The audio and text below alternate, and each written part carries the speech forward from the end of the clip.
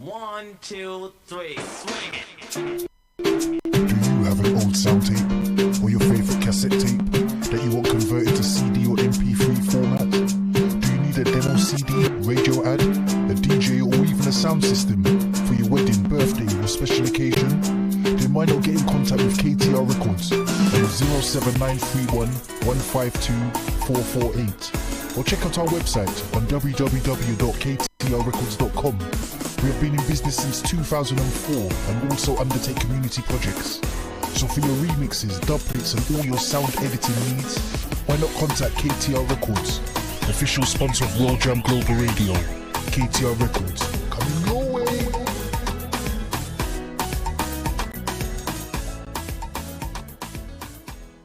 I was terrified about sharing the vulnerabilities of people with difficulties reading and spelling words.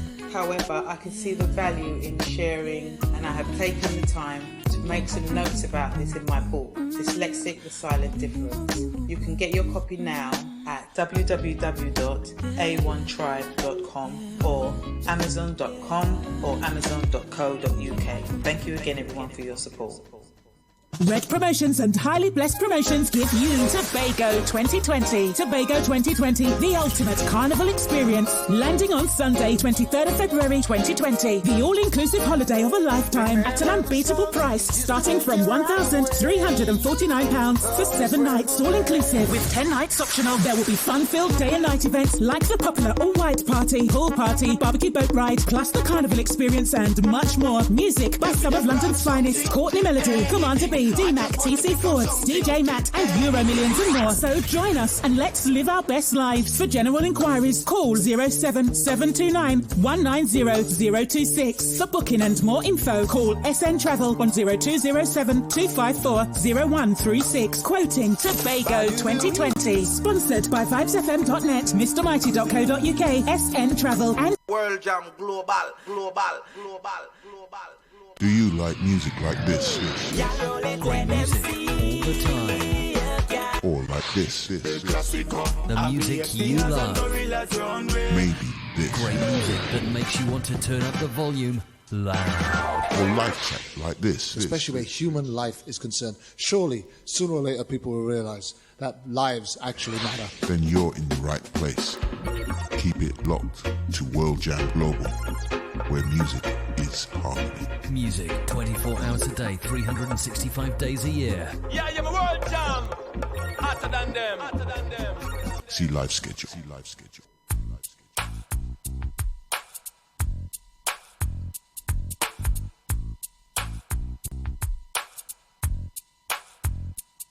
Already did my time. I paid for my crime. Already did my time. I paid for my crime.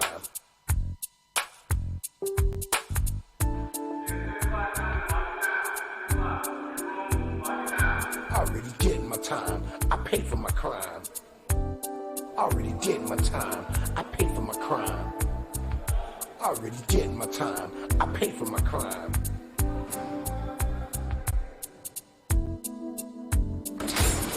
Back in the day, I didn't really care about the system. It was all about survival. It was do or die. I had too many rivals. I was too young and foolish to stay in school. I learned my lessons in the streets. There was not a man I couldn't beat. I was good with my hands and very quick on my feet. I was swimming in women. I had girls all over the street. I was getting money. Life was so sweet. Now things have changed. The whole game has been rearranged. I'm a changed man. Don't need no gun in my hand. It ain't about being no gangster. Life is too short to spend it all in jail. Trying to cope with this living hell. Already did my time. I paid for my crime. Already did my time. I paid for my crime. Already did my time. I paid for my crime. Already did my time. I paid for my crime. Already did my time. I paid for my crime. I was a drug dealer, sold more drugs than Superfly, but I never got high on my own supply. I'm not proud of what I had to do. That's why I'm telling my story to you and you. I had to repent. I must admit, I was doing all kind of stupid shit. Now sit back and think it over since I've gotten older. The life I used to live, I wouldn't do it again. I was young and dumb, my brain was so numb. I was a real Forrest Gump, but I was nobody's chump. Me and Billy the Kid had a lot in common. I was the real Terminator, much meaner than Arnold Schwarzenegger. I'd chew you up and spit you out like a real alligator, especially all you haters. The opening statements are going on right now. He could be facing life in prison. Prison.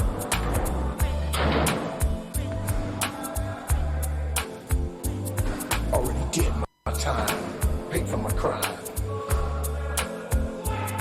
Already did my time. Already did my time, paid for my crime. Already did my time. Pay for my crime, pay for my crime, pay for my crime, pay for my crime. Already did my time, I paid for my crime. Already did my time, I paid for my crime. I'm trying to get this felony off my back so I can get my life on track. Well, first and foremost, foremost, have the right to vote and live like an ordinary citizen again. This is my message to all of my friends in the pen, statewide, worldwide. Well, I want to say first and foremost, Man, I couldn't be I want to say thanking each and every one of you for joining me. quick on my feet. I was swimming in women. I had girls all over the street. I was getting money. Life was so sweet. Big shout out to my girl Marissa out there in Italy. As a fellow Spurs supporter. Big shout out to Vanessa Whirling. About being no gangster life. Christine Lee Rose, I see ya. Jail. Trying to cope with this living hell. We have a show lined up for you today. I paid for It's a revisit, already did my but we have Lynn Eaglefeather alongside our co-host today, Stephanie Babb. Sitting in for the on vacation TJ Therese Gallagher, who's visiting family. time. I paid for my Our dearest Therese has been bedridden for almost a year now. Not forgetting she had the operation to have her knees replaced back in January, just after Christmas last year. proud of what I Spent the new year right up to the first 8 months of this year bedridden and at home. I must admit, I was doing all And having had successful surgery, now. Sit back. TJ is now up and about, got herself on a plane Live, I wouldn't do and gone to visit her family. So we wish her well. She's been at the beach, but I was nobody. she's currently having breakfast. Billy the Kid had a lot in common. I was the real Terminator, much meaner than Arnold Schwarzenegger. I'd chew you up and spit you out like a real alligator, especially all you haters. We also have the roundtable team on the sidelines. Paid for my crime. Already did my time. Already did my time. I paid for my crime. Already did my time. The opening statements are going on right now. He could be facing life in prison. Prison.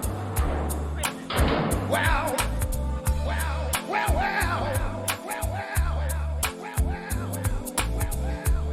Trying to cope with this living hell.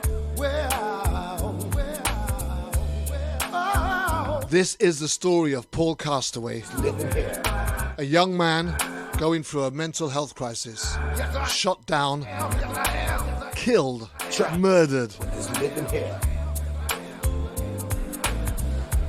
This living hell. This living hell. This living hell. In the most Already did my time. I paid for my crime. horrific circumstances one can imagine. Our Father who art in heaven, hallowed And today we're going to hear the story thy kingdom come, firsthand done on earth as it is in heaven. from his mother, Lynn Eaglefeather. Daily bread. Big shout out going out to Yolanda McNair. Passes as we forgive those who trespass against us. And lead us not into temptation, but deliver us from evil. For thine is the kingdom, the power, the glory, forever and ever. Amen. Pay for my crime, pay for my crime, pay for my crime, pay for my crime. Pay for my crime. All those drive-by killings, stop them. It ain't about This is a story that I remember only too well. It's one of them stories that really does stick in the back of your mind no matter what. It never goes away. stone. And if you've ever had the opportunity of seeing the video, So I can get my life on track because there is a live video and live like an ordinary citizen again. which we'll be discussing the contents of at some point during this show, I'm quite sure of that, Worldwide. you'll understand just how horrific Stop stabbing each the other. killing of Paul Castaway was. Yeah. At the moment now, we just open our hearts out to his mother, who's here to share his story. And we listen with an open mind. Get ready.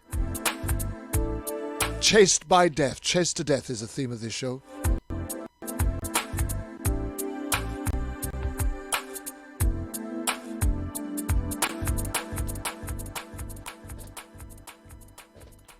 And first and foremost, let me just introduce our co-host and shotgun rider for the day, filling in for our beloved TJ, who's away on vacation 3 weeks. She was away last week, she's away this week, and she's also away next week. Next week, Yolanda McNair will be filling in. But this week, we have our beloved Stephanie Babb. How are we doing, Stephanie? I'm good, Kervin. How are you? I must say that it's a very wet day in England. It hasn't stopped raining for 2 days. They're talking about potential floods and all sorts. But I'm at home. I'm warm. I've had the heating on.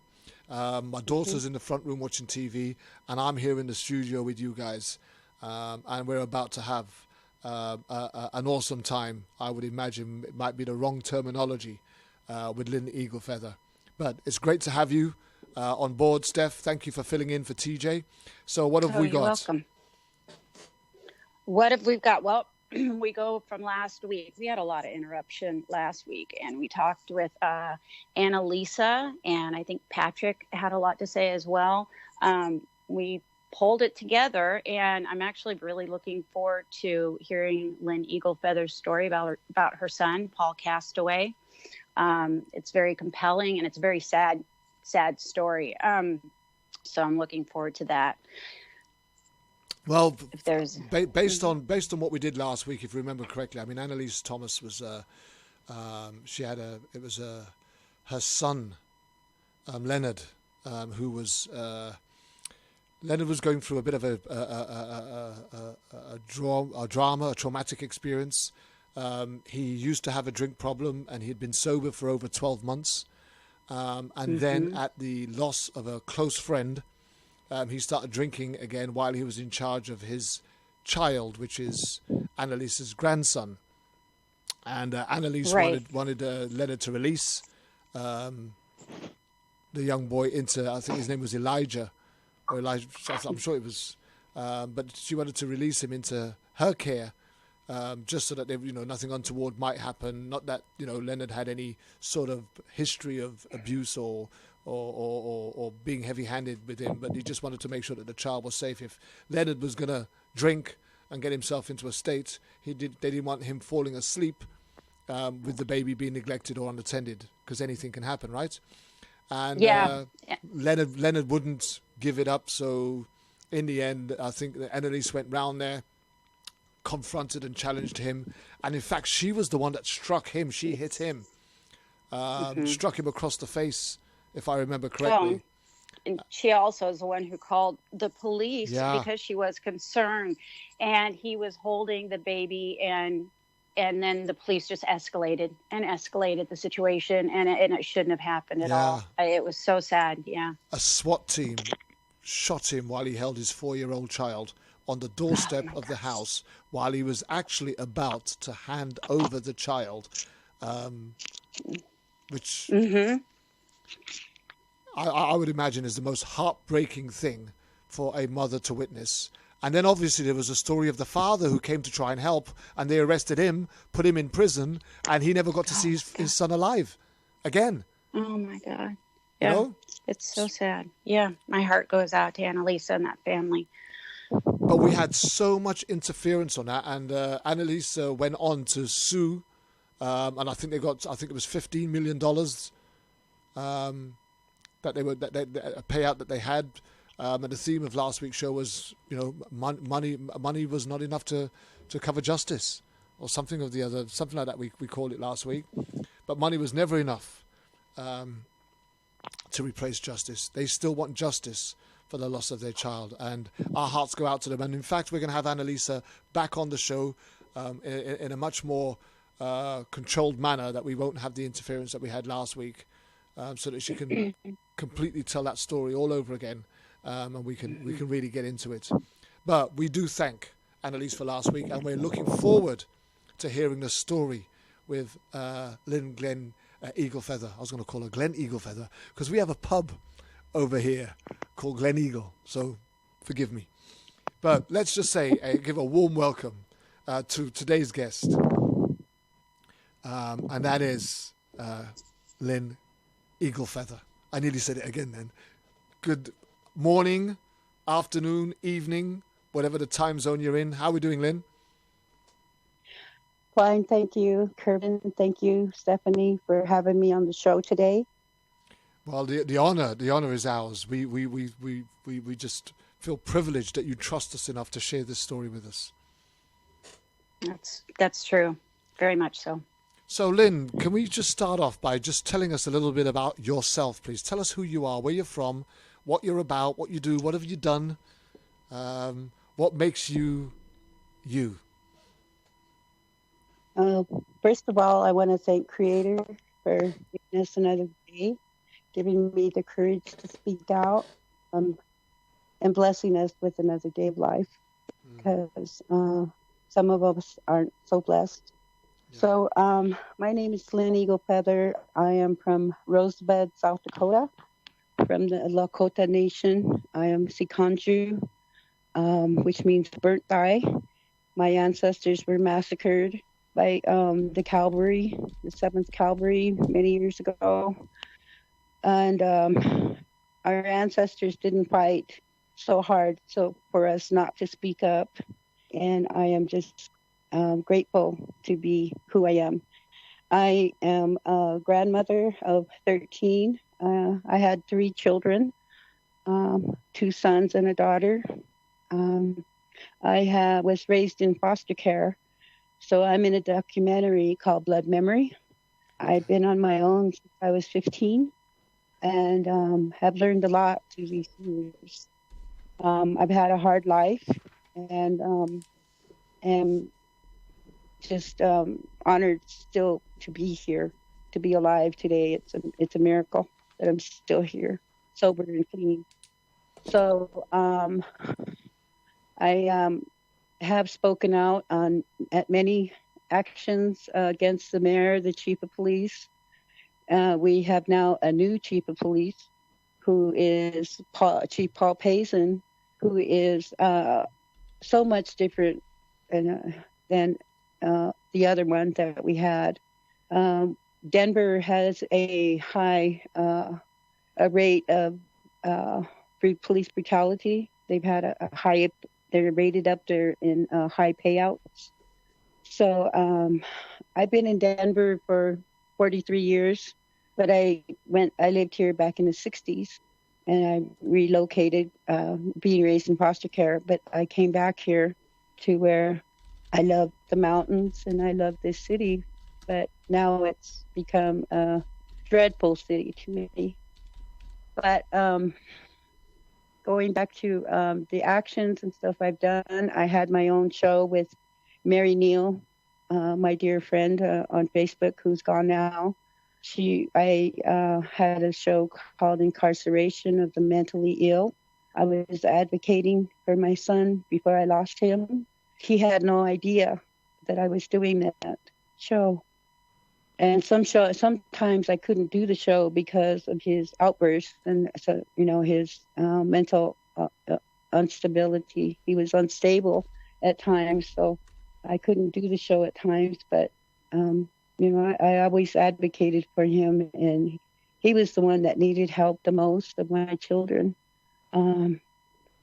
They were placed in foster care when he was little.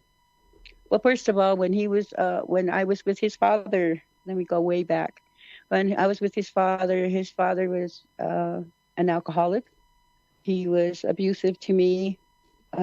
So I was abused while I was carrying Paul. So Paul was abused before he was even born. I want to put that out there, that sometimes, that we put ourselves, or we're in a situation where we need to get out. And I realized that after Paul was born, I left his father and never looked back.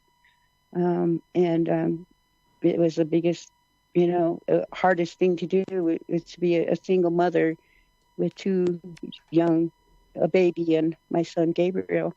And but I did it, and I just persevered throughout the hardships that we went through. I lost my sister. My sister was murdered in 1980. And my son Paul was just a baby. He was still crawling. And I started drinking, and I developed a drinking problem and lost my children to CPS, Child Protective Services. And but I fought for them and got them back and got on the right track. And but when I got them back, they had been abused. And in foster care, I brought it to the attention of my ICWA, Indian Child Welfare worker, and nothing was done. So she went to the social services worker, and they didn't investigate the family enough to file charges or to put them, not take their license away. So Paul was greatly affected by the abuse that he suffered in foster care. When I got them back, Paul would run up to me. He'd be outside playing, and he'd come in and hug me and tell me, "Oh, Mom, I love you. I love you." And he'd hug me and kiss me on the cheek. And he was just so glad to be back with me.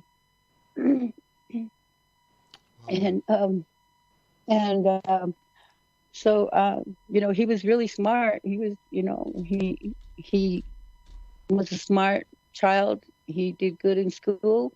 When I lost my kids the second time, after I lost them another time, and I put them in boarding school. So they went to a boarding school in Oklahoma, a native boarding school. And he got kicked out of school for throwing some scissors. And so I think that's when his mental state was starting to show that he needed help. Was then they brought him back to Denver and put him in the Denver Children's Home. I would go visit him over there. I always tried to stay in his life, and when he went to court and everything throughout his whole life. He was in the Denver Children's Home, and then he went on to, I got him back somehow. All this is kind of fuzzy, trying to remember every step of the way, but I got him back. I had them for a while, and I was having trouble with my kids, so I sent him to his father's, which was the wrong thing to do. I sent my son to his dad, and my daughter was with my sister, because I always had problems myself. So during that time, he was with his dad. His dad was married, and he had a sibling. Paul had a sibling with his dad and his new wife. And my son was doing good. He went to an inner city school. Inner city parish is for troubled kids. He did good there. He went on trips to Mexico, to a camp where they had Tierra Amarilla. It's called the yellow dirt. It's in Spanish translated. It's down South Colorado. It was a camp for troubled kids, but it was good. It was good for him to go through things like that. And I went down there with him, and we traveled to Taos, New Mexico. We went to a powwow down there. We went to a powwow in Dulce, New Mexico. It was just awesome to be traveling with him when he was young like that. He was just like 13. And when he went to Mexico, he brought me back a ring from Mexico that he had bought down there. He was always so thoughtful. Give me cards that he missed me and he loved me. And, he was just a thoughtful kid, and I miss him so much. Then when he turned 18, I think it started before he turned 18, his stepmother had her eyes on him and took off with him to California and put him in charge of being the role of a stepdad to his own brother, which I think really messed with his mind. And that I'm needs sorry. to be told. Are you saying what I think you're saying? Yes, I am. You're saying that his stepmother chose to have a relationship with him. Yes. Wow. Yes. And then I did a 4.5-hour deposition. Took advantage of a vulnerable young boy, young man. Yes. What was the age difference? She's older than me. I'm 63. She's older than me. The age difference is, I was 23 when I had Paul, so it must be 25 years. She had her master's degree, a very intelligent woman, but yet I don't know what made her do this atrocity to my son. My God. I'm feeling your pain, Lynn. I'm feeling your pain. Thank you. And she would buy him booze, some alcohol whenever he wanted.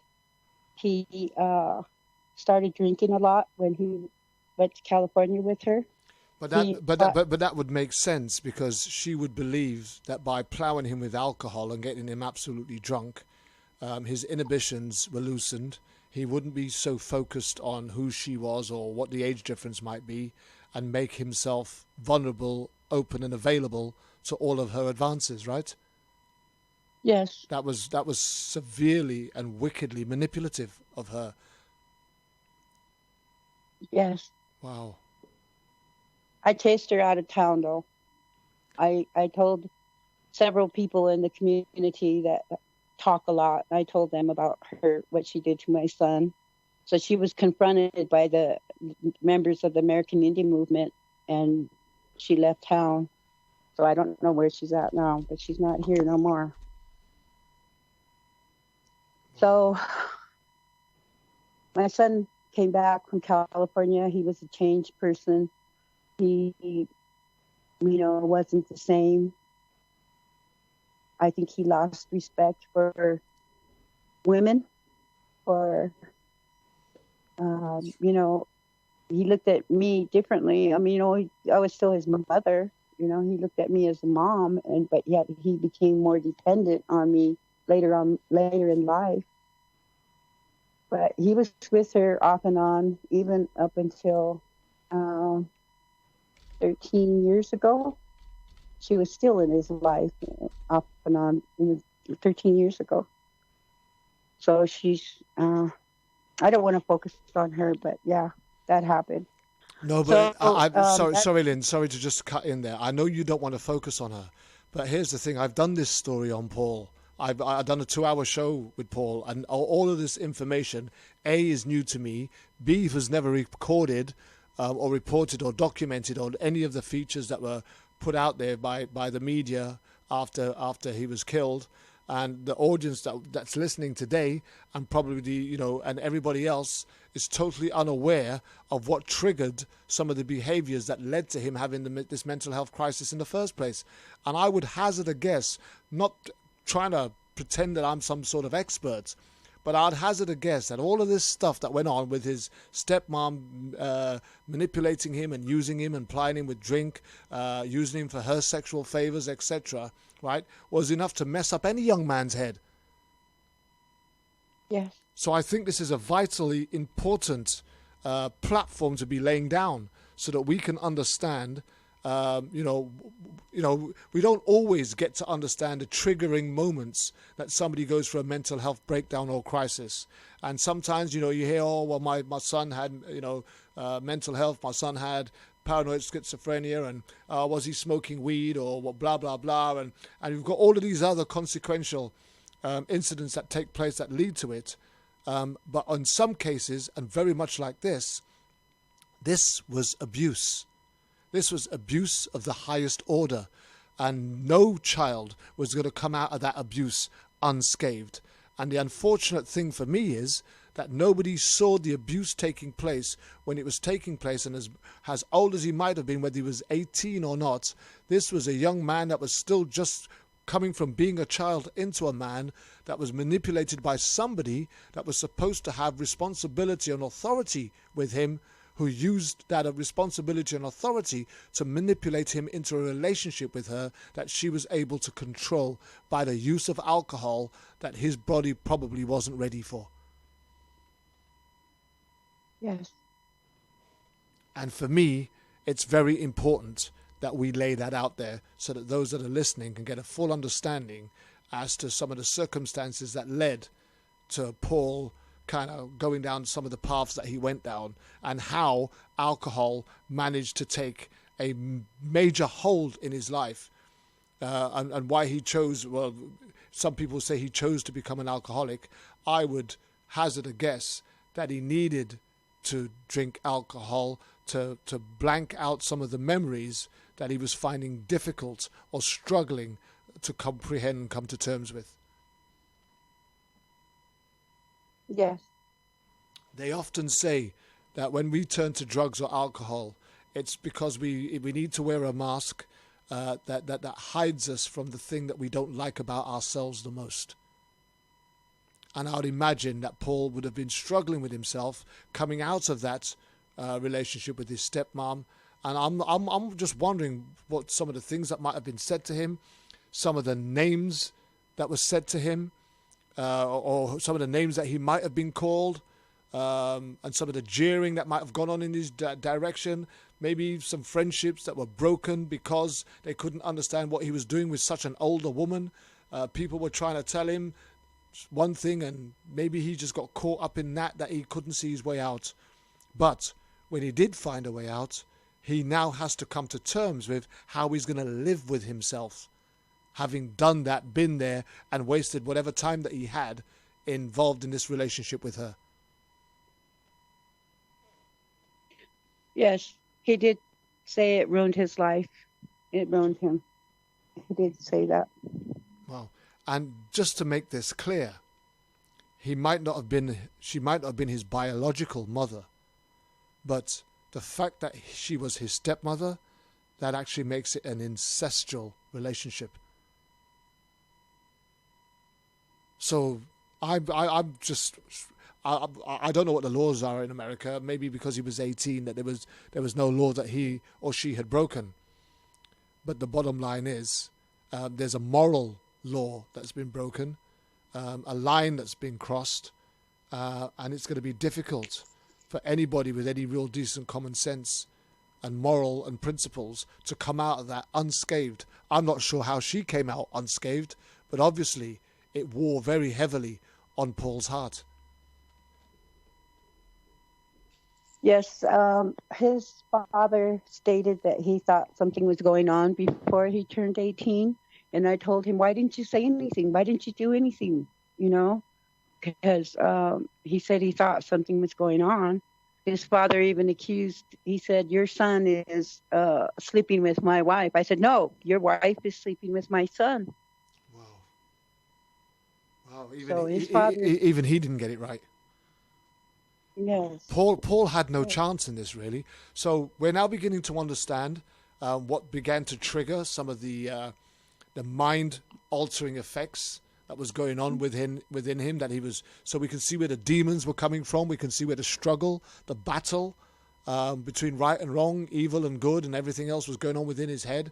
We can get an understanding as to why he started to drink heavy, to block these thoughts and feelings out so that he can try and feel as human as he possibly can.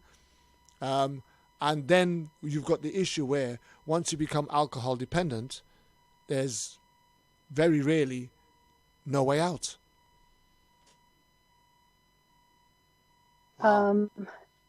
during this time though, when he was young, he was 22, 23. He was a foster parent to my sister's children. So he was a foster parent for a short time. There was a time, he had a heart. He loved children. He had moments where, didn't seem like he was troubled. Yeah. But yet I couldn't imagine, yeah. Well, let's try and take the story on a little bit. So he also went on to become a father himself, didn't he? Yes. Tell us tell us a little bit about how he met his partner, what that relationship was like, and how they came to have a child, and what that relationship was like, please. They met at a gas station, and then she kept calling. She was persistent and kept calling, and I didn't know who she was. And when he got out of prison, because he was locked up for a while, they got together, and it was tumultuous relationship, a lot of fighting and the drinking, and well, the unfortunate thing is, by this time, Paul is well and truly scarred. He's got all of these bad thoughts and memories that he's got to try and live with. He's masking it with heavy drinking and alcohol to try and make himself feel as human as possible. And then he meets this girl who meets him as he is and likes him anyway. So he actually hasn't got a reason to change at this point, has he? No. So please continue telling us a bit more about her and him. After he had his son, he was so proud. He was so happy to be a father. That's the only thing he wanted out of life, was to have a child. And he had several girlfriends that had miscarriages. And he was hurt. He would talk about, my baby was supposed to be born on this day, my baby was supposed to be born on that day, so he would remember when he was supposed to be having these children. So that's the only thing he wanted out of life, was to be a father. And when she had her baby, she tried to say it wasn't his at first. But we took one look at him and we said, that's Paul's. He looks like him. That is Paul. And he got out of jail and went straight to the hospital to go see her in the hospital and hold his baby, hold his son. And he was just, he loved him so much. He would go pick him up and bring him to my house and to my apartment and spend the night, the weekend with him, and have his little backpack. And I just remember seeing him pushing the stroller in and out of the place and walking to the store with him. And, he was a very loving father. He loved his son so much. And we did an intervention. I reached out to his old principal from that inner city parish school, Todd Clow. I reached out to him and asked if we could do something, help him. So we had an intervention for him and his schoolmates and some people. My son had AA sponsor when he was 13. But when he started going to the school, he would go to AA, and he had a sponsor already, and he was just a teenager, 14. So his sponsor showed up at this intervention, and his friends, and he didn't want me to go, but I wrote a letter to him about his use of drugs and alcohol and how it was ruining his life and how much I loved him and I wanted my son back. And I didn't want to lose him, because every time I would hear an ambulance, I would run out to the street to see if that was him. I would hear the ambulance or gunshots, and I would run outside, just look down the street. And I even went up to the ambulance several times. Is that a male or a female in there? And I would look in there to see if that was my son. So I told him how much I worried about him in that letter, how much I cared about him. And when he came back, he came back from the intervention, and they said that he cried when they read him my letter, because he didn't want me to go. And he cried when he heard my letter. And he was happy when he came back that they were going to support him and help him. They even got him a computer.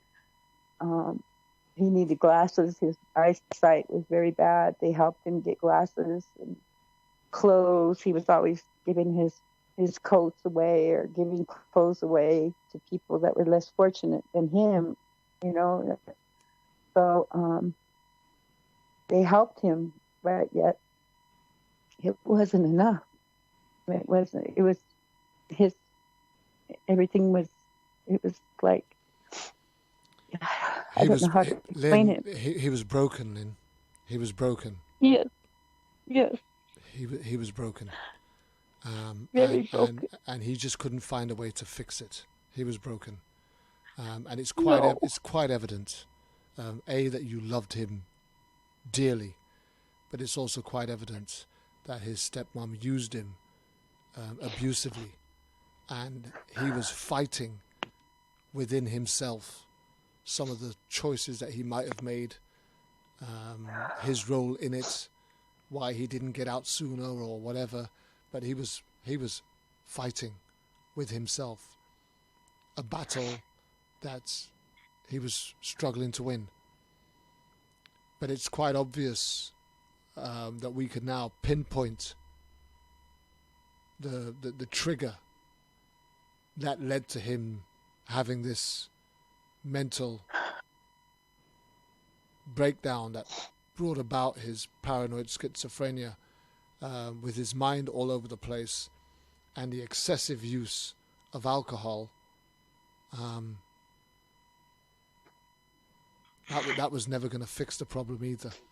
But we can now identify with what got Paul in this place that he was in, that is going to lead us into this time that we are now about to talk about, which is what happened on that fateful day when law enforcement was going to take his life. Now, I'm sure you don't mind me saying so, but based on some of the behaviors that went with Paul when he was drinking, and when he was around you guys, there was a reason, there was a cause for you.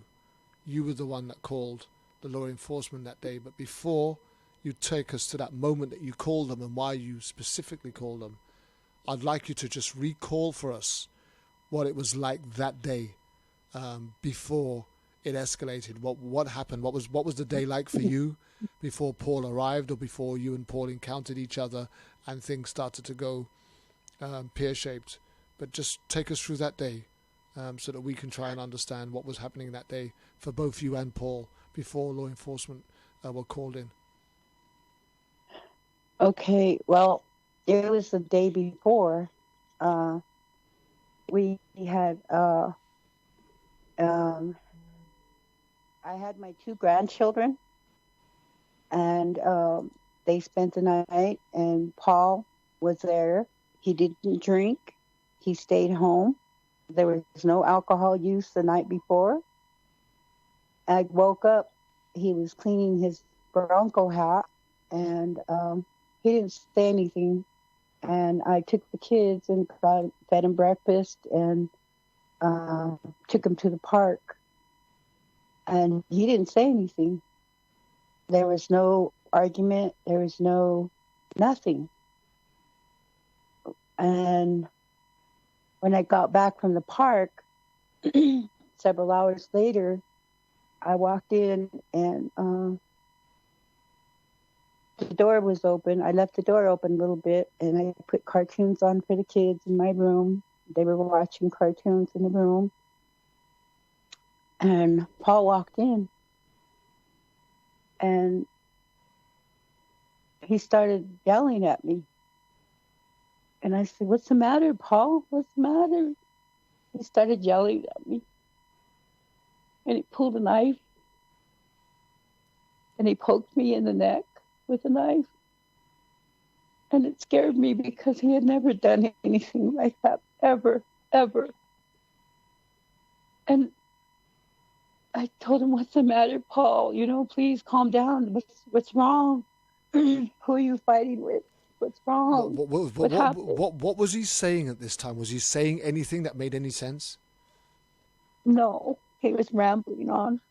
No, he didn't make sense. No, he didn't say anything about nothing. He was just yelling around about. I can't even remember. Maybe I'm blocking it out, but I can't remember what was said. I just know he was yelling at me. He pulled a knife and poked me, and it all happened so fast. And did you think at that point at any time did you actually think that he would do anything more serious than what he did? No. Did you feel threatened in any way? No.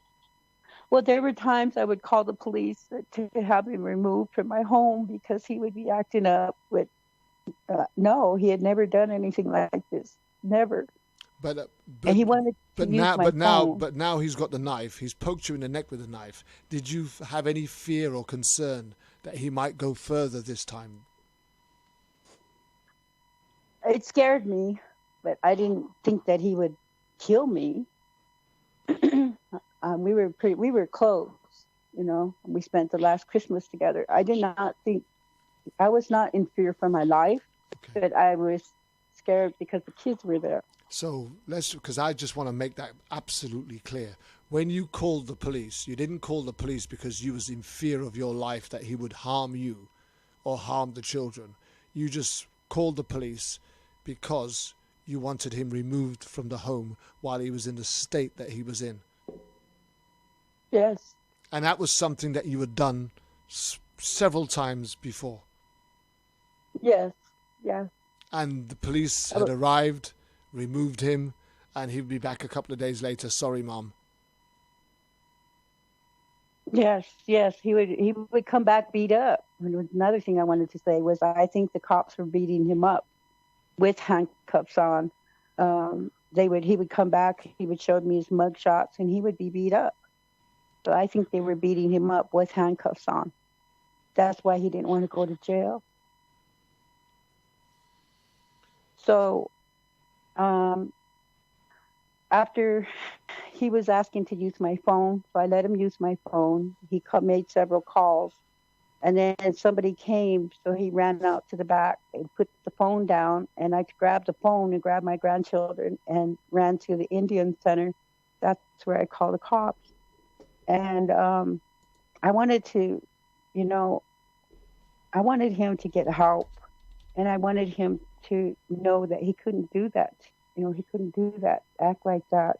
But yet, I didn't know how, but to call the cops. And the cop that came that day I had never seen before, because the other cops, they would just take him out and, I would say, "Tom, don't hurt him," And, but this cop I had never seen before. When my son was, last time I seen him alive, he was running by this fence into the trailer court. And I looked up, and then that cop looked over and saw him. He jumped in his car and he ran. He pulled up in his parking lot, and the cop tried to jump over the fence, and he got stuck. And that probably pissed him off because he couldn't get over the fence the first time. Then he tried another time and he got over the fence, and he ran, and I ran back to my apartment, and I was scared, and I was standing outside, and not even 3 minutes, not 2 minutes later, not even, just seemed like seconds later, from me running half a block to my apartment, I heard the gunshot. I heard 4 gunshots. And I knew when I heard those gunshots that my son was gone. I knew it. You heard. I didn't even see it. You heard. But I knew. Four. Let's just get this clear. You heard 4 gunshots. Yes. Can I just ask you a question before we kind of move on. In the autopsy, did it say how many bullets actually hit him? 2. 2 of the 4 shots hit him. To the torso at close range. 2 shots at close range hit him, but the officer fired 4 times. Was it just the one officer that fired? Yes. So, and how many officers were around him? 2. 2 officers, and only one fired. Only one felt the need to fire. The other had his hand on the taser. The other had his hand on the taser. Right? So let's just get this right. At this moment in time, you was not there, right? No. You hadn't got there yet. How quickly did you get to the scene? I didn't. I couldn't move. I just kept screaming, no, no. And I knew he was gone. I just knew it. And I said, no, no. And then the cop came in a car and detained me. He told me to get in the car. And they took me down to the homicide unit. And I said, where's my son? Where's my son? On the way down there, we're working on him. And they took me down to the homicide unit. And they said, we have to ask you questions. And I said, well, why are you bringing me down to the homicide unit? You guys killed him, didn't you? You killed him. They said, no, we're working on him. So they lied to me. They had me in the interrogation room for over an hour, a couple hours. And I was in there, kept telling them, let me out of here. You guys let me out of here. Why you guys got me in here, So at that point, they hadn't told you that Paul was dead? No, not at all. After they interrogated me, then they brought me out and took me into this room, and my daughter was there, and my son-in-law, and that's when they came in and told me that my son was gone after the interrogation. And how long after the incident was that when they told you he was gone? About 9. It was probably about. They said my son got shot around 5:30, and he suffered from his injuries for about a half an hour on his death certificate, and he passed about 6 o'clock on a Sunday. So. And then they didn't tell me until maybe 9:30 that night. After interrogating me and questioning all them kids, when I walked in, there were nothing but children sitting there with their eyes wide open. Those were the witnesses. No one would answer the cops because they couldn't speak English. But the children, and he got shot in front of many, many children. That's all I saw sitting there with children with their parents. And then I was crying uncontrollably, so they had to they put me into the interrogation room by myself. And so I was stuck in there by myself for hours, and I don't understand why. Plus being interrogated during this proceeding at the court for 4.5 hours, I was interrogated also. And I approached the chief of police and I told him, I was a victim, and then I became a secondary victim. Why do you have to interrogate me like this? Why do you guys, is that your policy to shoot someone at close range in front of many children? I just think, that this is why I speak out and have been since the loss of him, is because they need to change the laws. They need to drug test and steroid test these cops. And the payments, they shouldn't come out of the taxpayers' pockets. It should come out of their pockets. I've been harassed after the loss of my son. They would sit out front of my house.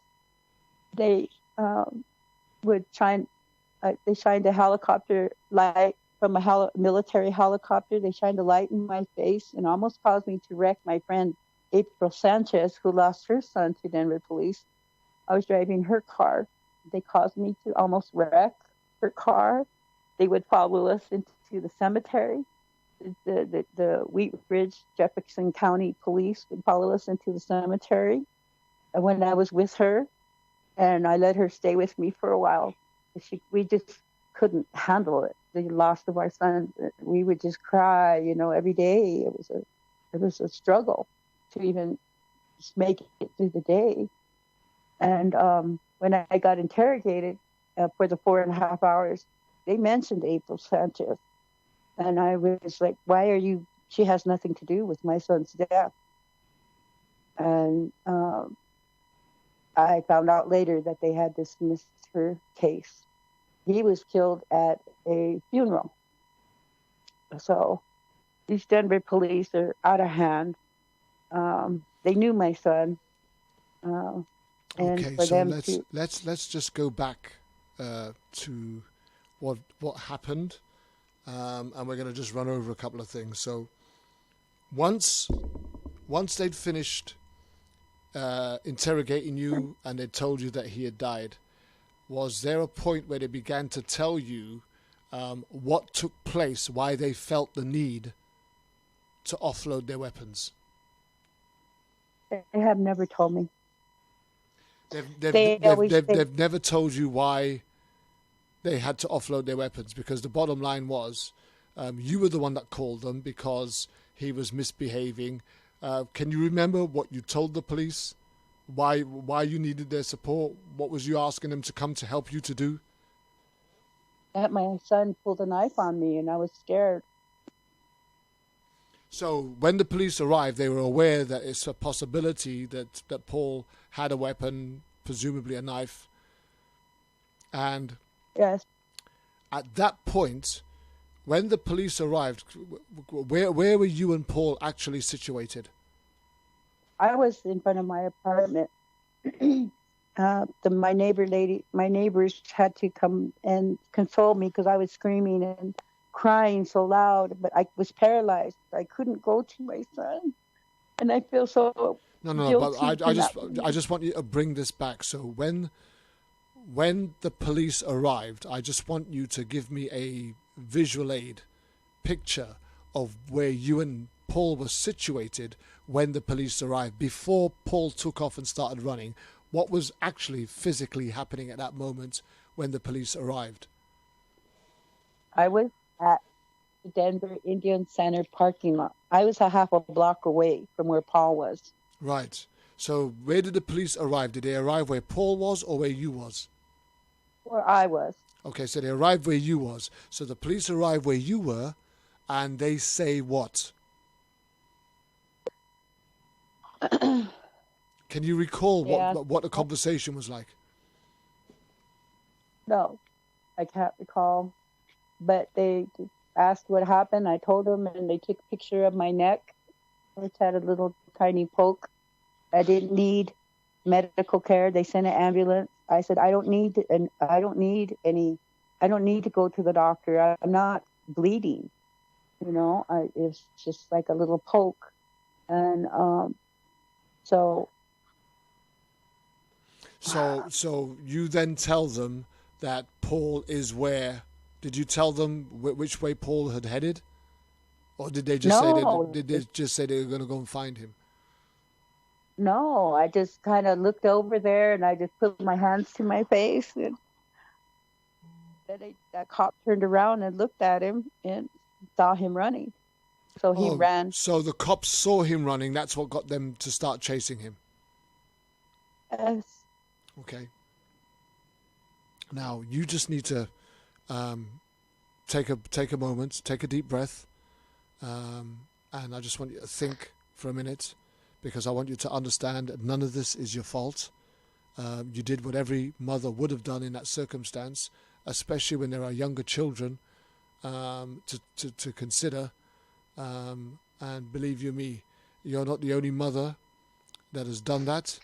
And you was not supposed to expect, when you ask for support, that your child ends up in a body bag.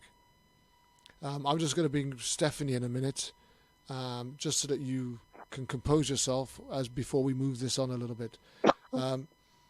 So, Steph, I mean, this is absolutely tragic, this story that we're hearing so far. Yeah. I'm feeling very emotional about this, but the biggest thing that keeps coming when you said that they brought the ambulance, you had called them, everything that led up to that point, you did not do anything wrong. You did everything right. And you did what you were supposed to as a mother, as his mother, to protect yourself and the people around him and even himself. This is all on the police. This is what they did. Absolutely. Going back to some of the early things that we talked about, when we were talking about the state of his mental health and how he managed to get himself in that predicament, and in particular, looking at the scenario involving the stepmother manipulating and kind of drawing him away from his family home and family environment to go and stay with her and become stepdad to her children, etc.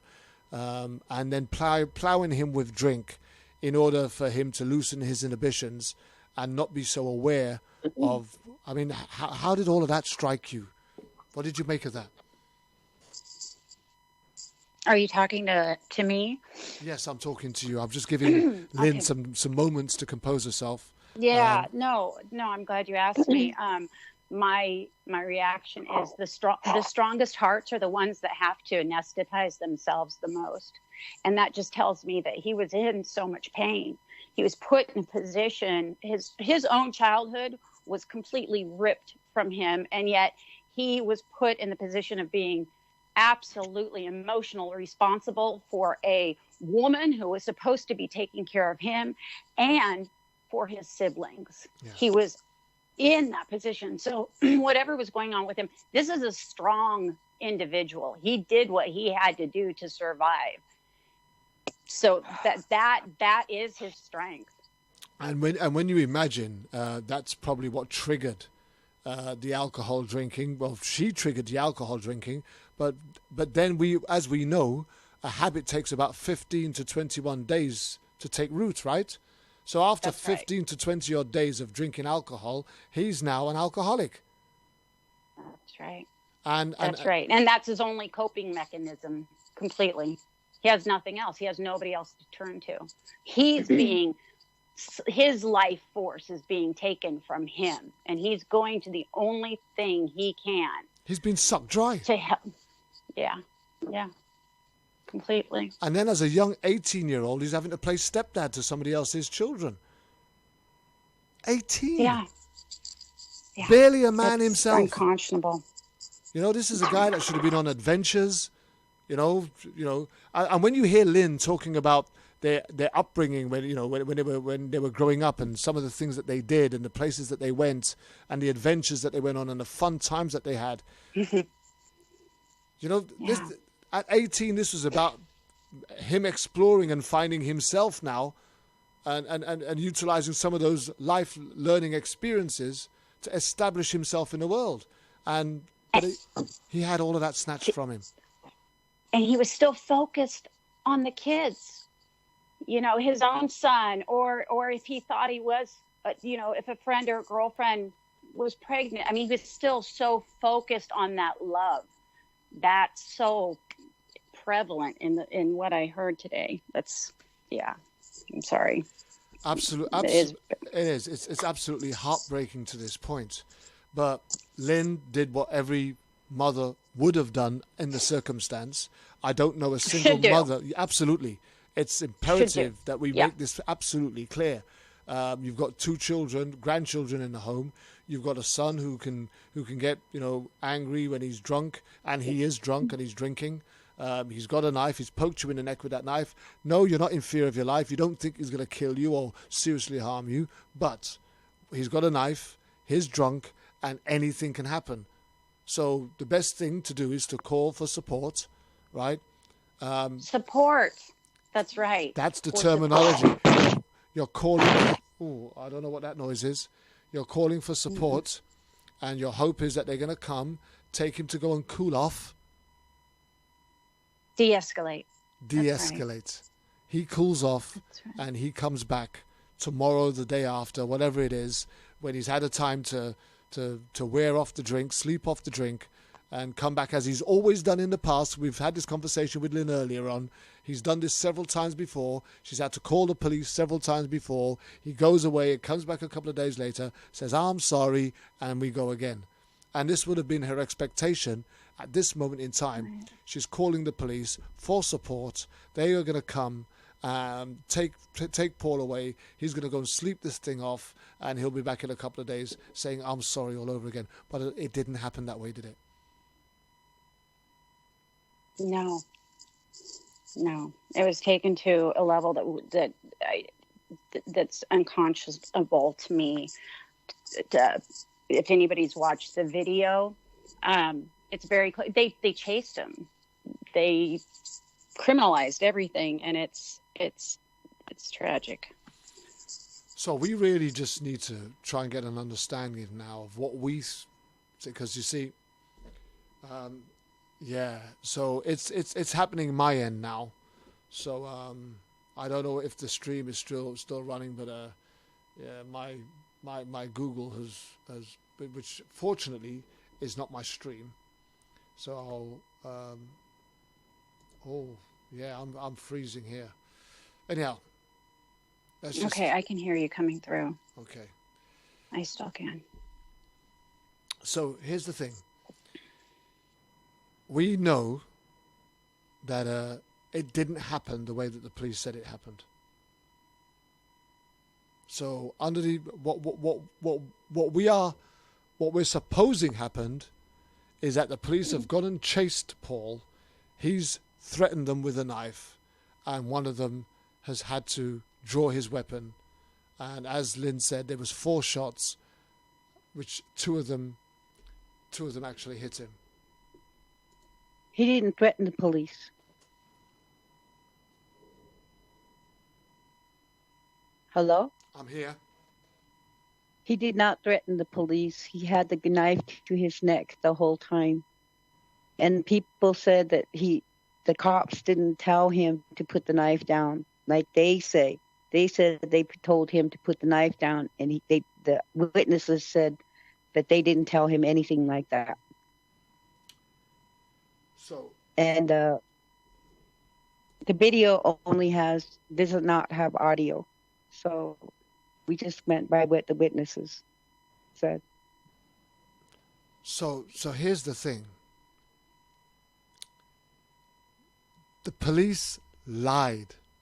And the first lie was they made the claim that Paul had stabbed his mother. Talk to us about that, please, Lynn. Yes, multiple media stories said that he stabbed me. I don't even have a scar on my neck from the poke. I say it was just a little poke on my neck. He wasn't in his right mind. And like I said, he wouldn't have done that. He's never done anything like that. So that was the first time. And he did not threaten anyone else but himself and me in the beginning, but then himself. He had the knife to his neck the whole time. And there were multiple children, like I said, around. The children, one of the kids fainted. And my son, I still have the chain that was shot off of him, and they cleaned it up, but it has it's a burn mark on the chain from the bullet. And I just can't imagine, what my son went through. And the last thing he said was, "What's wrong with you guys?" after they had shot him, because my son took criminal justice in college. Let me just stop you there for a second, Lynn, and I just want to paint a scene for our audience who are listening. And the comments are flying fast and furious. Patrick Lane, Vanessa Whirling, Anne-Marie Grant, Yolanda, Christina, Lee Rose.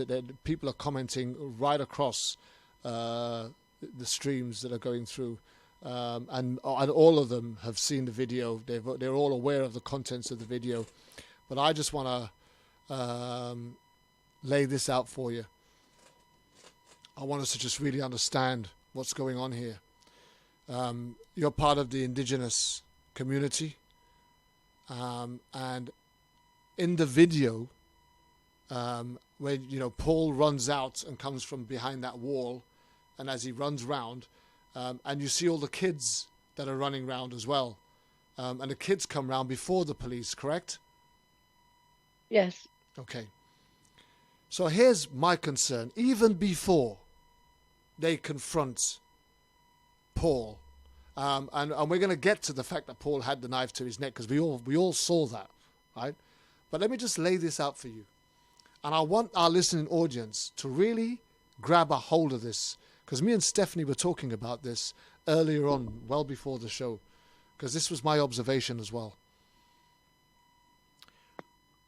If this had been any other community, had this been a white community, a well-off community, a wealthy community, if this had been another community somewhere else, the priority of the police would have been the safeguarding and well-being of those children that are running wild while somebody is potentially running around with a knife.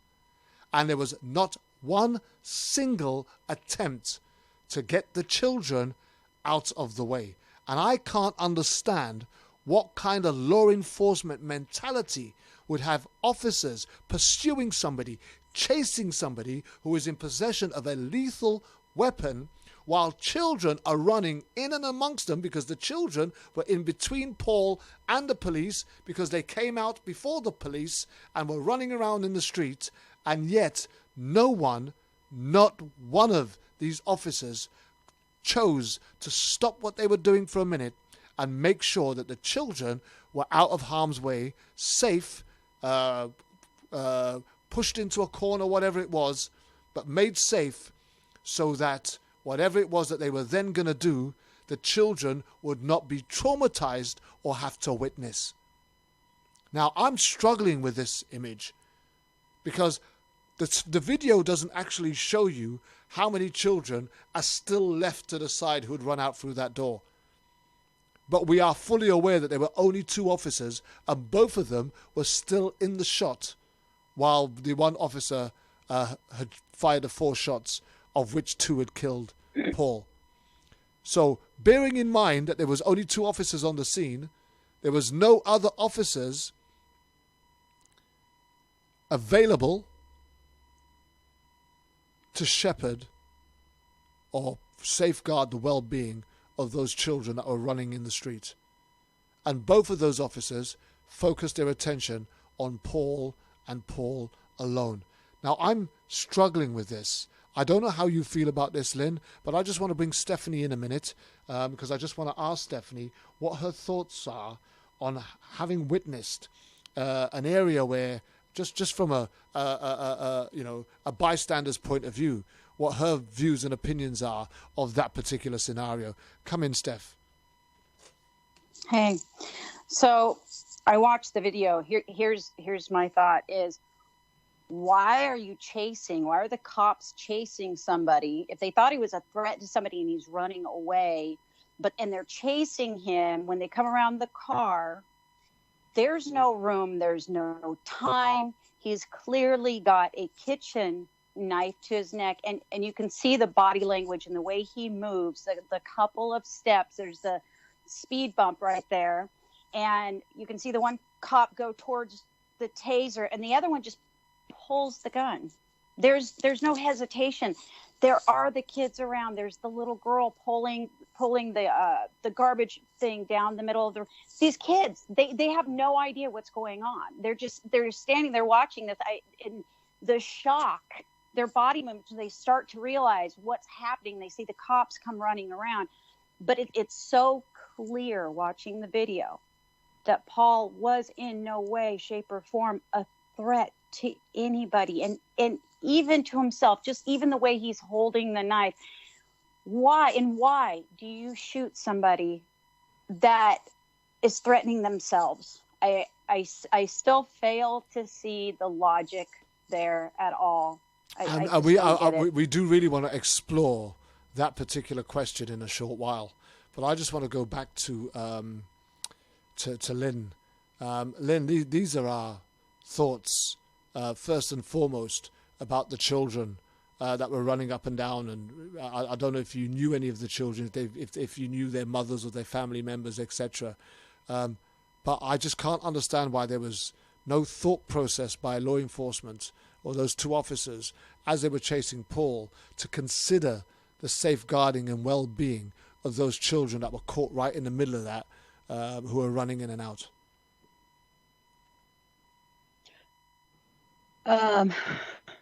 There were more children than that was shown on the video.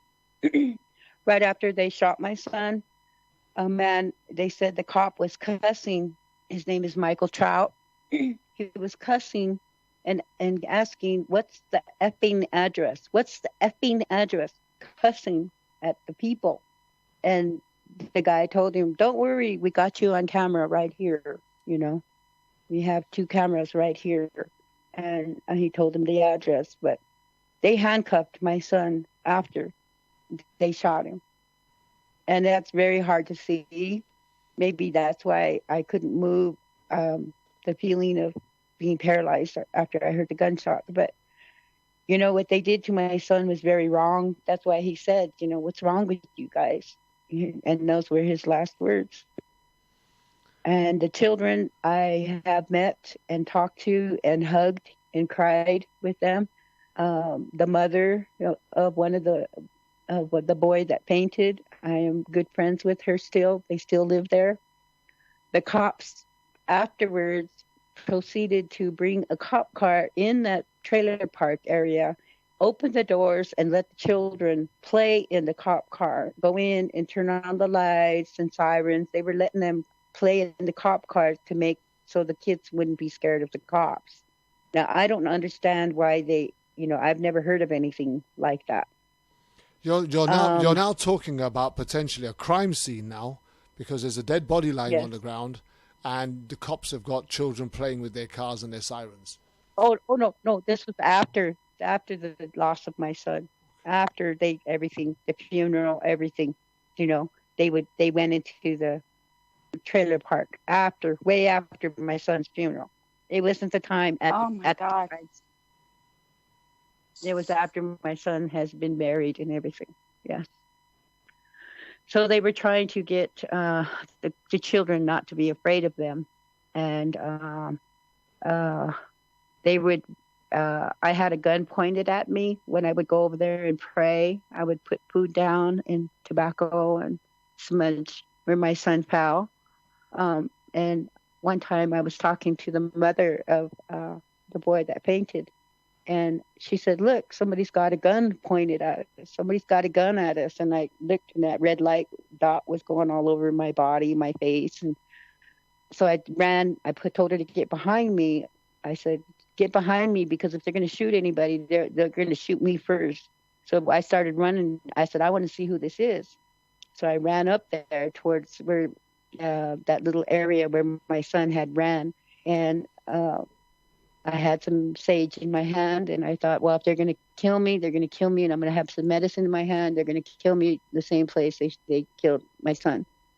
So I went, look, and there was nobody around that little, where the camera is a laundry room, and it's a little tiny building. There was nobody. I looked around there. There was nobody there. Then I looked through the fence, and there was an undercover cop car sitting there. So these undercover cops would watch me as I would go over there and talk to the people, trying to get their statements, because they were Spanish-speaking people. I would try to find somebody to interpret what they were saying, because they wouldn't talk to the police. So, you know, I was like, it just. But here's the horrible. thing. So, A, they claim he tried to stab you. Then B, because there was another claim, the police also claimed that Paul had been lunging at them or going at them with the knife, had threatened them with the knife, right? No, yeah, but there's no video of them. No, we know that, but that was their claim, right?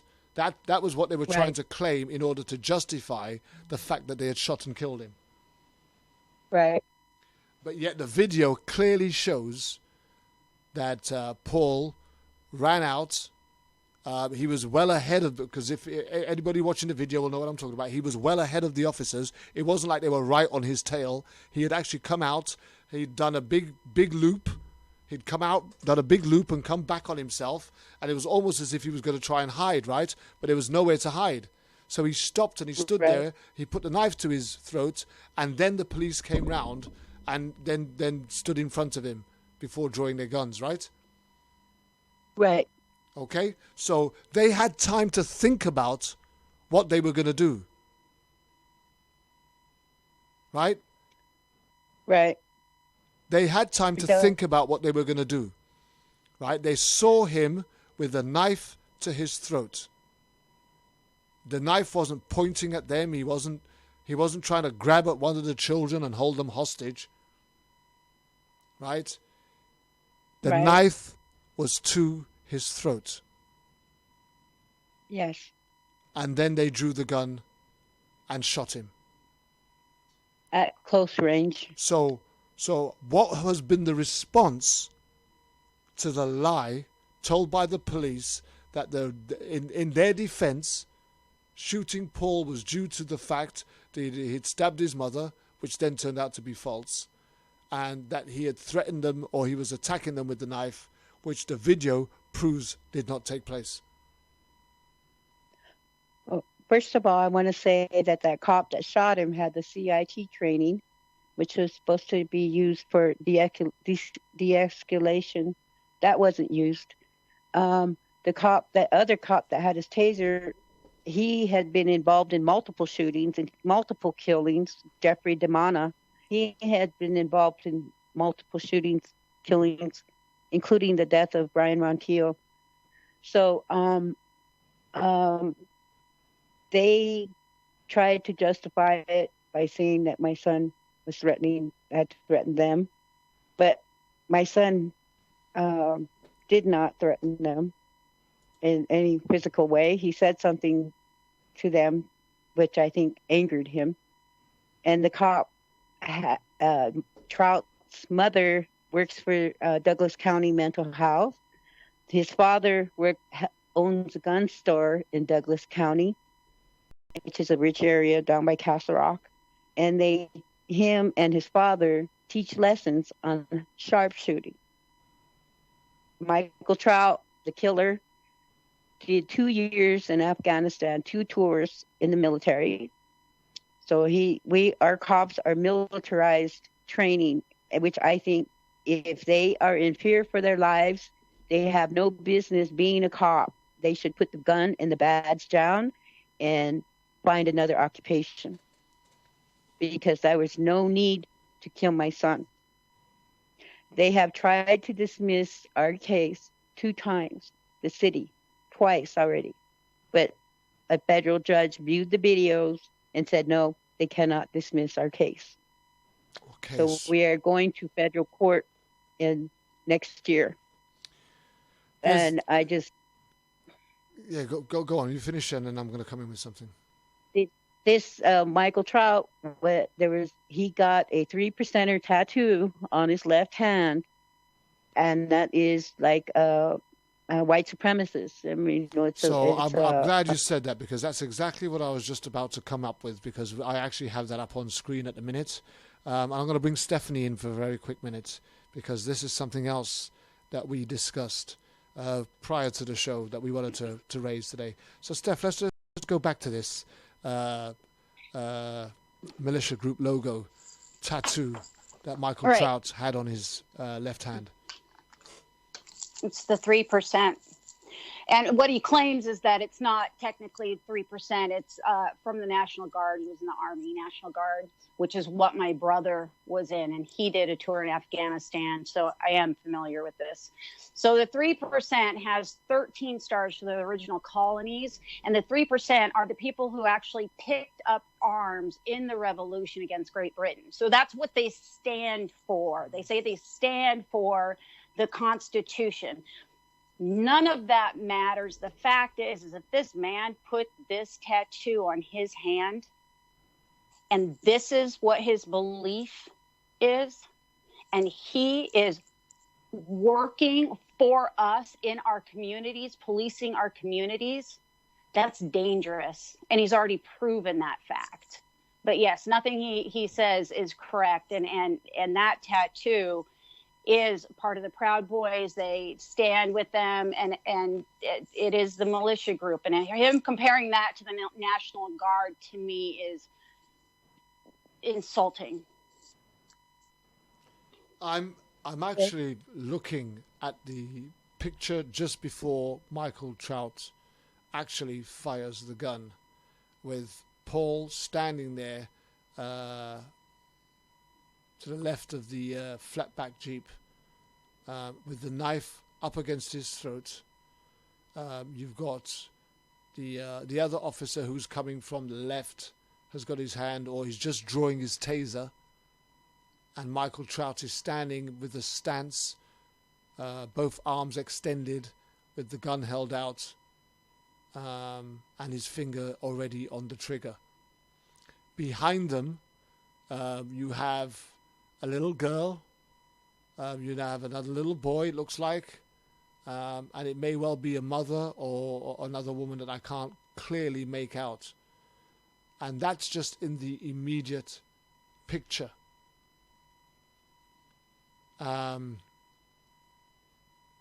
It's a shocking scene to be looking at. And for someone of that stature and responsibility to have something that is equivalent to a militia group, and I think there was two particular incidents that the 3%ers were armed. So it was they were involved in the Bunkerville standoff in 2014, and the armed occupation of the Malheur National Wildlife Refuge in Oregon in 2016. So these are people that are, I mean, we've not heard of them over here in the UK, but they're defined as an anti-government militia group. How could somebody who belongs to an anti-government militia group carry a badge to serve and protect? How does that even make sense? And he's not the only one who's had this tattoo. There is another case of another cop that had one. I'm trying to see where the state was. Oh, North Carolina. And he went on paid leave while they investigated the tattoo. Of course, nothing happened to him. Now, this guy, the one who shot Paul, actually got his tattoo afterward. And so what that tells me is that now police are the new militia, that this is just another gang mentality. And now they are openly identifying themselves as such. Before we carry on, first of all, I'll probably just want to ask Lynn's permission. But do you know a young man by the name of Jokin? Who? Jokin? Joaquin. Yes. Yes. Okay. It's his dear friend. It's his brother. Okay. I'm going to read something. How do you pronounce his name? Joaquin. I'm going to read something that Joaquin sent to me. I'm not sure. I don't even know if you're even aware of this. But Joaquin has been in touch with me, and he sent me this. So I printed it out, and I wanted to read it. You don't mind, okay? Yes. Okay. It says, "My name is Joaquin. I was good friends with Paul Castaway. I spoke with him the day he was murdered by the Denver police. I remember Paul telling me that he studied criminal justice while he was attending college and was very interested in the field as a career at one point. We also made some music together, which I hope to release at some point once all the legal matters have been resolved. Paul became a foster parent to some of his family members, unsure of the relation, but that's something that you've already told us about, Lynn, in order to prevent them from going into the system that he grew up in. Paul was a strong person, something else that you said, Stephanie. Paul was a strong person. When he was sober, he was a sweetheart. I remember when Paul was released from prison, they diagnosed him with a number of different mental health issues and prescribed some pharmaceuticals. Lynn was worried about Paul and called the non-emergency line in order to ask for help. We need to differentiate, right? That you called the non-emergency line, right?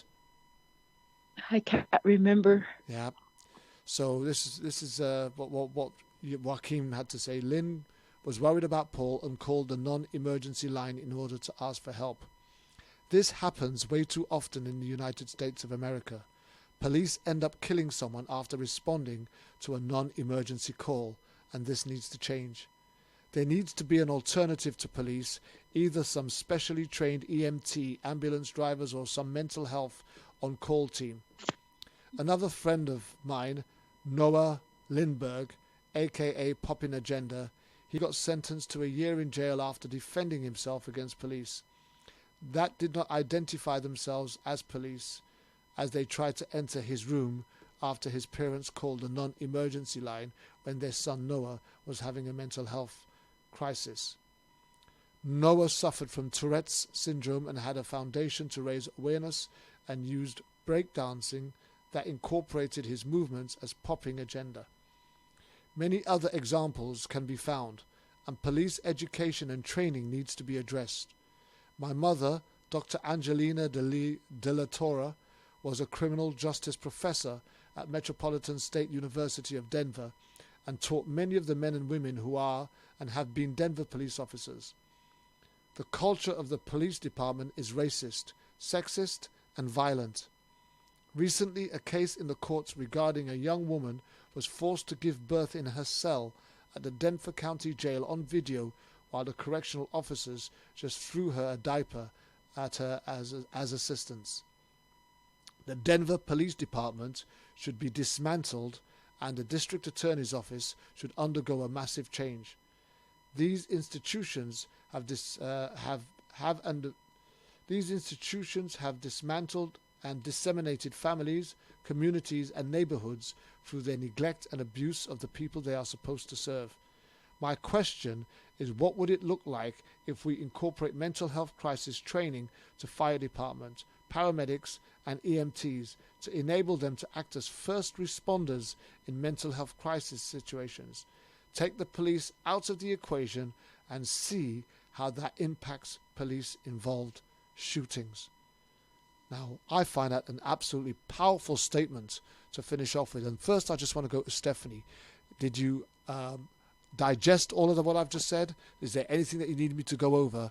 And what is your immediate response? I don't really have an immediate response. But the fact that he had friends that had that much regard for what was going on. And from what I understand, Lynn, you did a lot of advocacy work around Paul before any of this. So you were very familiar with what he was going through and the kinds of things that would happen. Is that right? Right. Yes, I did. So you were like a mom that was always there for him and did everything right. Yes. Do you know? Sorry, Lynn. You know this radio show that you did? Was this something that you did before Paul's life was taken, or was it after? It was before, with incarceration of the mentally ill with Mary Neal. It's archived on the internet. I sent some links to you of the show.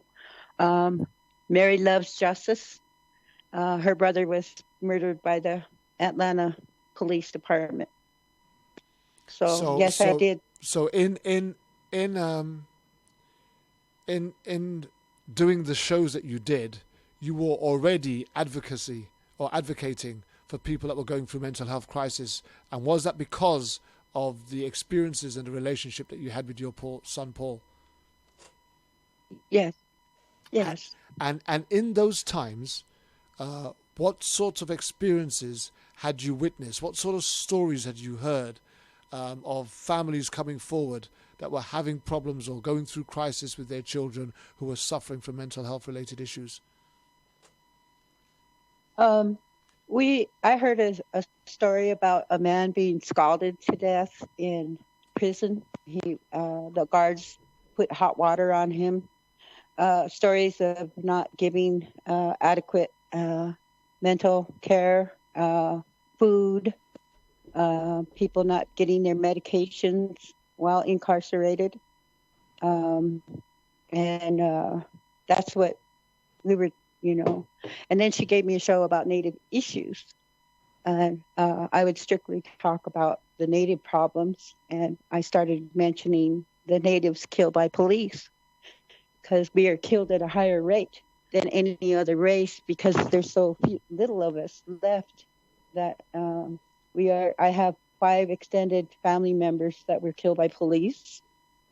The missing and murdered Indigenous women. My sister was murdered. So it just goes on and on. And it's I'm going to keep on being a voice to those who can't. So it shows that you've actually had a long history in dealing with issues pertaining to and relating to mental health related issues and concerns, and had a good understanding of what was needed, or responses, expectations, etc., behavioral patterns of those that were behaving in that way or going through a crisis, right? Yeah. And in those experiences, that would have given you some confidence most of the time of how you'd be dealing with Paul, and it would also give you a fair amount of experience to be able to ascertain whether or not his condition was volatile, violent, likely to escalate seriously enough for it to be a threat to either you or another. Yes. And having said all of that, even though he had poked you with the knife on that particular occasion, you still did not feel that his behavior was liable to escalate further than what he had just done, and he was just... No. I think he was just trying to scare me, and I told them that. I told the police that he was trying to scare me. If he wanted to hurt me, he would have hurt me. He was a big man. My son was 6'2". Both of my sons are 6'2". So I wasn't fearful of my life. I was just scared for my grandchildren to witness this incident. But again, let's just say this. Under the circumstances, Paul was under the influence heavily. You've witnessed it before. He can get a bit leery and out of hand. And you had 2 grandchildren on the premises that needed safeguarding and protecting. The right thing to do at that precise moment in time was to call the police.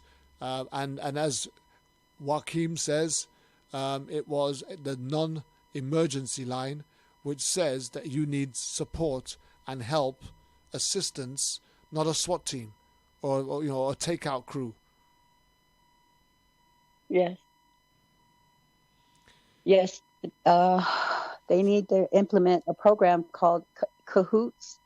It's about they send out mental health people in these mental health calls, and I think it's implemented in Oregon or Seattle, but they're trying to do that here, but it's not happening. There's been multiple killings since the loss of my son, and now I notice since the loss of my son, they put out, the cops shot somebody, they killed somebody maybe 1 or 2 times on the news, but the news is very censored now around the police department. They've also scrambled their police radio scanners.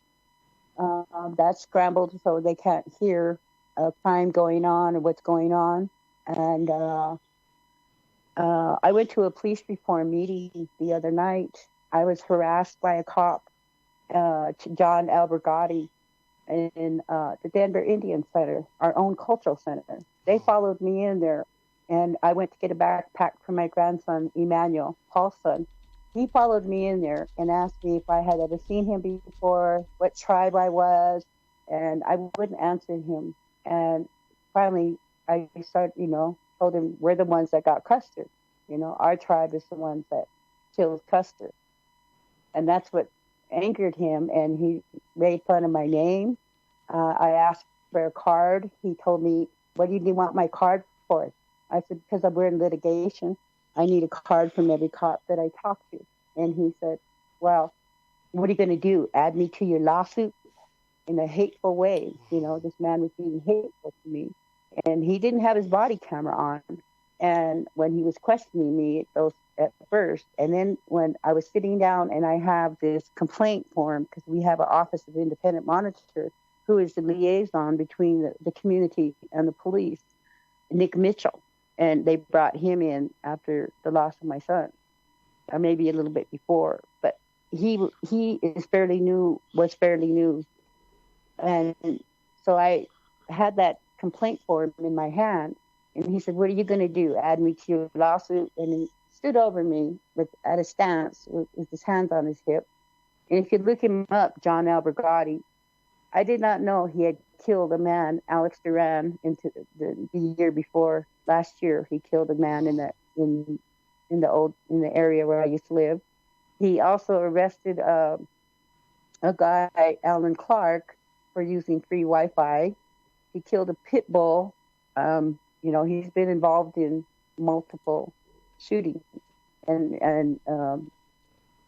in incidents. And I mentioned that at the police reform meeting the other night, and they just kind of blew me off. I mean, the police department here does need dismantling, and new people be put in. So I've been to the city council meetings. I have spoke in front of the mayor and the old chief of police, Robert White. I have a video where I was questioning him about my son's death, how I was a victim and became a secondary victim.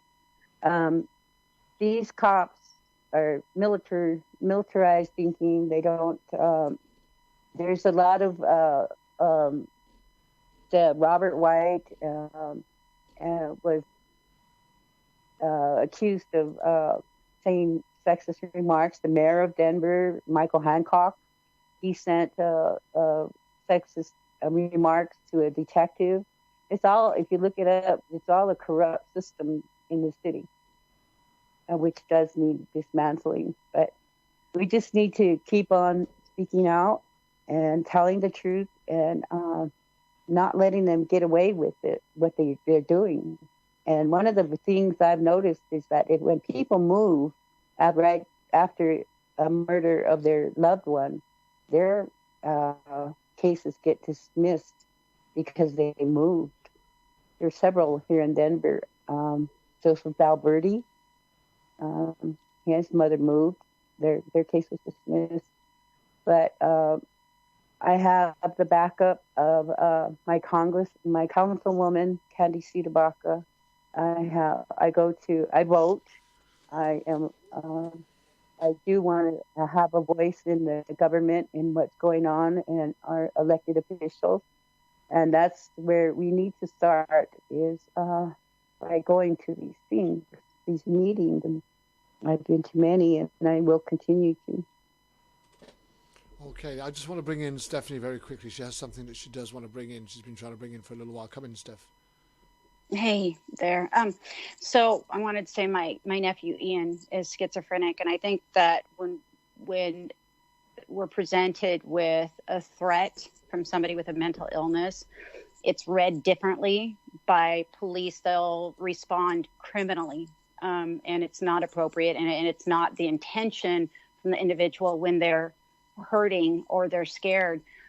Cahoots is actually based out of Eugene, and it's a mobile unit that responds to mental health cases. And it's amazing, and it's something I'm really working hard to advocate for through our own our case right now. I'm hoping if we actually win that it will be utilized in a lot of the cities around the United States, if not everyone, because it works.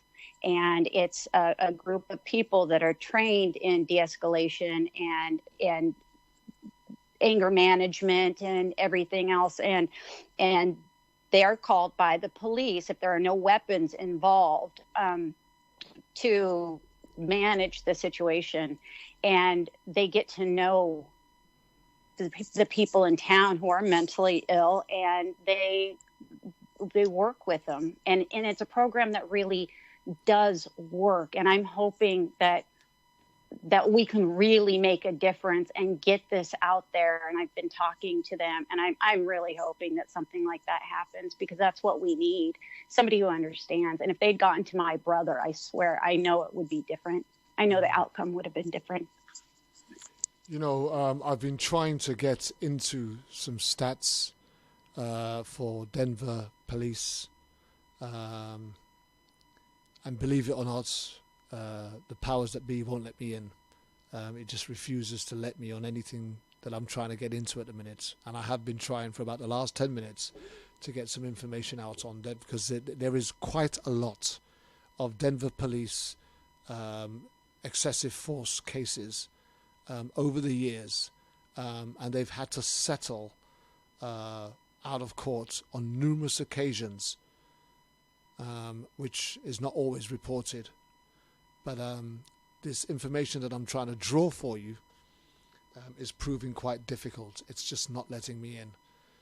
So Look up Michael Marshall. He was killed inside the Denver jail, and his niece was at the meeting the other night, and it was the anniversary of his death inside the jail. 110-pound man, and they all piled up on him and killed him.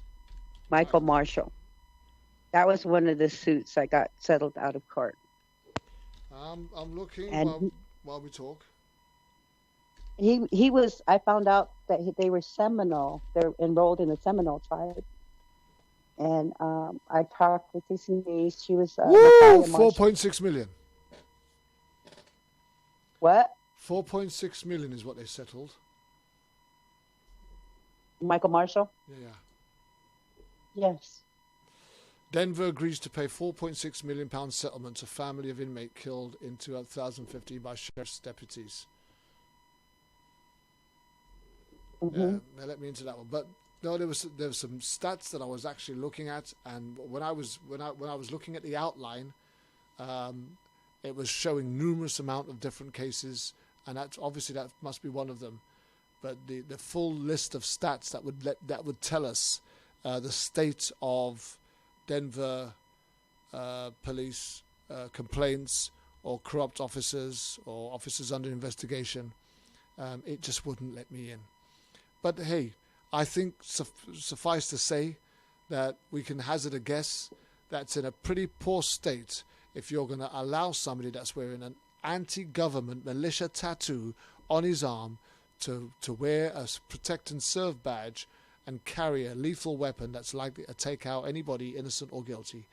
It says a lot about the standard of policing that's going on in Denver. So Lynn, in your pursuit of justice, where are you now as far as your case is for looking for justice for Paul? I just did a 4.5-hour deposition a couple of months ago, and we are scheduled for a jury trial. They want to take it to a jury trial in the spring, so we'll be going to federal court in the next year. And those depositions, they really try to make our loved ones look like drug dealers, like they didn't have a life. They want to know how much they made, what they did for a living, who their friends were, which I told them was none of their business. They asked me about April Sanchez, who lost her son, Ryan Ronquillo. And I told him, why she doesn't have anything to do with the loss of my son. Why are you asking me about her? You know, they really, for 4.5 hours being interrogated by them. And I took my son's chain. I took the watch that he died. He had on when he died. They smashed the base of the watch. And I had to explain everything, my medicine bag, my medicine, that his eagle feather that was given to him after his passing. And I had to explain everything what was why I brought all this. It's to give me strength, to help me to speak the truth, to help me to tell you my story, And so, and in the meantime, there's a shooting here, officer-involved shooting, probably every week. And there's somebody being shot by the cops all the time here. And they're not putting it out there in the media like they used to. When they murdered my son, American Indian Movement, we were doing a press release, and there were snipers on top of the building. They were, they had guns pointed down at us. And then we took it to the streets, and we marched down the 16th Street Mall, and people joined in with us. They protested for 2 days because at that time the military was here selling weapons to the police department. Really? Are you still there, Lynn? Can you just come in? Can you hear us, Lynn? Yes, I can. Okay, we just lost you for a minute. Okay. Just come back in and finish off what you were saying there. Hello? Hello, I can hear you. Okay, so they are selling militarized weapons to the police that time that they were after the loss of my son. And I had sent you a picture of they tried to tell me to come with me. We need to talk to you because we were having a little protest at where they were doing this, discussing the weapons. So one of the guys approached me from Greenwood Village. I said, I don't even know who you are. Hey, you guys help me. This guy wants to take me off somewhere. I don't know who he is. I'm afraid I'm in fear for my life. And he then it shows the cop next to him, and he's got his hand on his taser. By that picture that I sent you, and in there, I'm doing nothing wrong. I am looking at this guy who's telling me to go with him, that he wants to talk to me, And after that is when they protested another day. People were arrested. The people were hit by a car. They protested for 2 days after the loss of my son. And there has never been another one like that since the loss of my son, that nobody's ever stood out and spoke up like that. And I think that's what we need to do, is to get it out there, get the stories out there. I've been interviewed by multiple media. They contacted me. I did one with Al Jazeera. We need to keep on speaking about our loved ones and keep their stories alive in order to get justice. Tell me something. How does the indigenous community, how safe do they feel with law enforcement now? Because I would imagine, especially in the community where you're from, even with the attempts that they've had to try and sweeten up the children by letting them play with the cars, there must still be some sort of a fear or a distance, a detachment. Yes, I know of two people, Richard Left Hand Bull, Black Horse Burns, that were killed by the police before. Black Horse 20 years ago, and Left Hand Bull, I don't know how long ago, but they don't accept their tribal IDs. They secretly beat them up, and especially the homeless. There's a huge homeless population of our people here. And being First Nations people, we should not be homeless. In the 13 colonies, we're the ones that invited Columbus over here and showed him how to survive. And they shouldn't be killing our people still to this day, Amen. Yeah, absolutely. And this being Native American Heritage Month, this is why I wanted to be on this month, because of my ethnic background. And my son was so proud to be who he was. He was so proud to be Lakota. That's what I got. One thing I have to point out. He loved his language. He loved his people. He picked out a song, Lakota Dream Song, for his son and would play it for him. And now me and him, we sing that song in our language. We sing it when we pray to my son. We when I go to take him to the graveside. So I want justice for my grandson, and it's not about money. It's about changing laws. Yeah. It's about changing things, because no amount of money can bring my son back and be a dad to his son. Absolutely not. But change will definitely make it a better environment for the indigenous people to be able to not just live in, but raise their children and bring them up in, right? Yes. Okay. I'm doing this for the future, for our future generations. Well, absolutely. We've only got a few minutes left. I just want to bring in Stephanie again quite quickly, just to summarize and sum up anything else that we might have left. I'll bring you up to finish off. And then, my wonderful people, I will tell you who we've got next week. Coming in, Steph?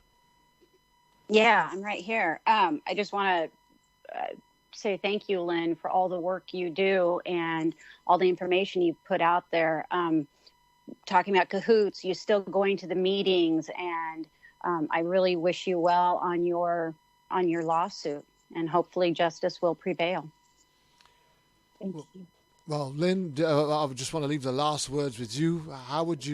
What would you say to our listening audience as a message of hope in this fight that we have for justice for the loss of our loved ones?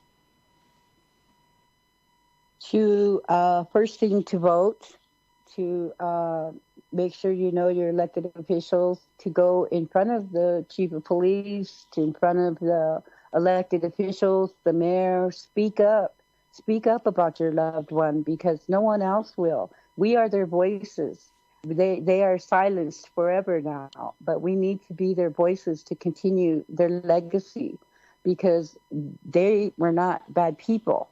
They are loved by us, and we need to be speaking up for them. Continue to go to these city council meetings to bring up the wrongdoings of the police department, and just to speak up, and just not only on Facebook. Do it. Go in front of them. Let them see your grieving face. They need to see our grieving faces. That's what I think. And to change the police. Well, Lynn Eaglefeather, on behalf of Issues Today, TJ Therese Gallagher, our assistant producer who did all the work to get you on the show, and Stephanie Babb, who has filled in so eloquently in TJ's absence. I just want to thank you all for an absolutely great, informative show. I know our audience has been absolutely glued to their seats, listening, feeling your pain, sharing your emotions, and having some emotions of their own. It's been an absolutely eye-opener of a show for us. So again, I just love to thank you, Lynn, for trusting us to share your story on our platform, on Issues Today. And our audience, I know, are absolutely appreciative of what you've had to share with us today. So thank you very much. Stephanie, I cannot thank you enough for stepping in and supporting me and being there in TJ's absence. You've done an absolutely fantastic job. We look forward to seeing you again very soon, next roundtable or sooner. And just to inform you that next week we have another huge show. We're doing the story, and this is another one that I've been waiting a long time to get on Issues Today. We're doing the story of Alton Sterling.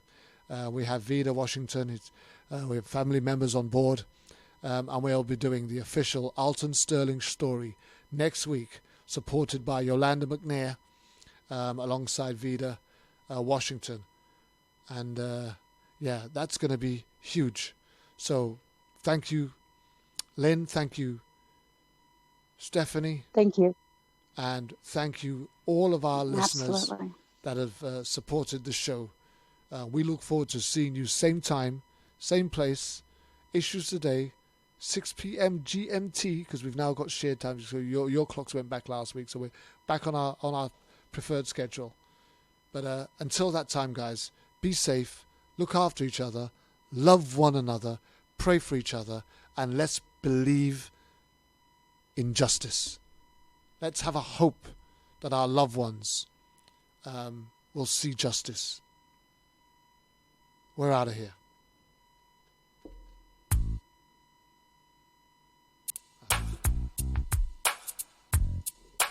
Thank you.